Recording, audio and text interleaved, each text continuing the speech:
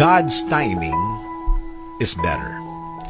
Alam mo, sa buhay natin, isa yan sa mga dapat nating mapag-aralan, lalo na sa ating relasyon sa Diyos. Kung nagtitiwala tayo sa Kanya, dapat diretso ito. Full trust, ika nga. Buong buo at walang bawas. Hindi pwedeng may tiwala ka sa Kanya sa ibang bagay, pero sa iba, wala. O kaya, sa Kanya ang iba, yung iba sa iyo. Hindi ganun yun. At kahit kailan, hindi mag-work yun.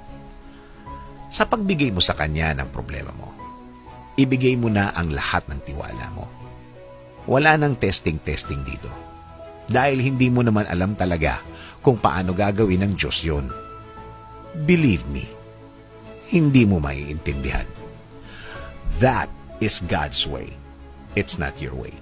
Plano niya, hindi plano mo. Timing niya, hindi timing mo.